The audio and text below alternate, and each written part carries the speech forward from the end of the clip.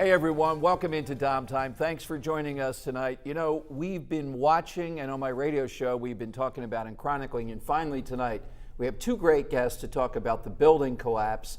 In my view, just something that is just beyond horrible and certainly a tragedy, but beyond a tragedy, just almost comedic in the darkest sense of it. You may have seen just in the last day or so that one of the victims of this situation, which should have been prevented, we have 6 dead. We have a woman who lost both legs, the woman that survived for 13 hours. And joining us tonight to break it down, two people that have said a lot about this and come from different points of view on it.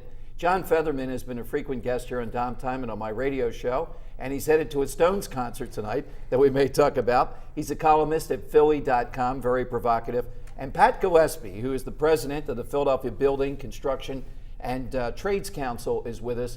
And we go to Pat on issues like this, and he joins us again tonight. Pat, what can you tell us? What's your takeaway now that we've had a couple of weeks to assess this whole thing? What are some of the things that you're hearing and seeing, and where do you point the finger, too, for this?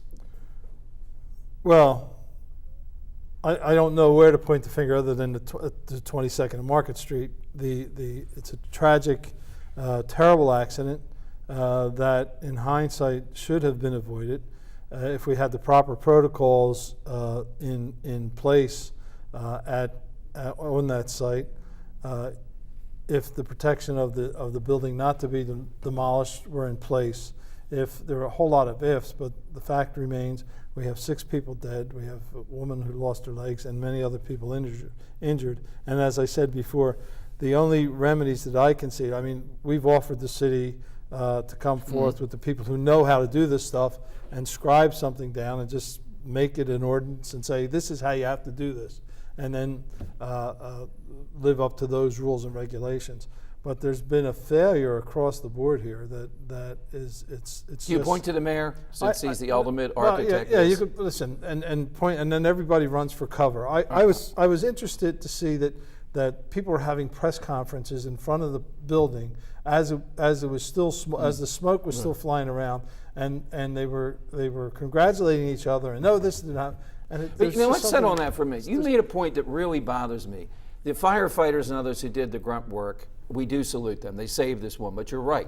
These self-congratulatory things, when they allowed a building to come down that's blocks away from L&I, something sickening about that, and that congratulation is exactly right. And you have to wonder what it is that they're thinking about. You know, what's beyond this? I mean, the owner of these properties was cashing in on the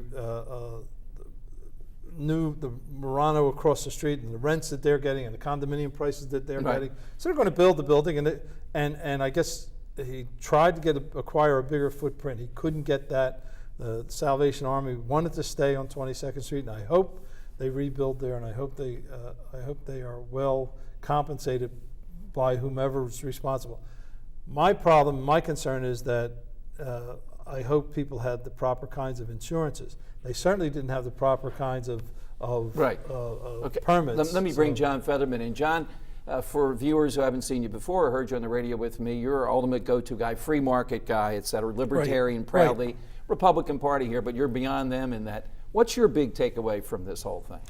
My big takeaway is that we've had so many politicians, we've had so many leaders rush to judgment, try to win one for the team at the expense of the truth. We still don't know many facts.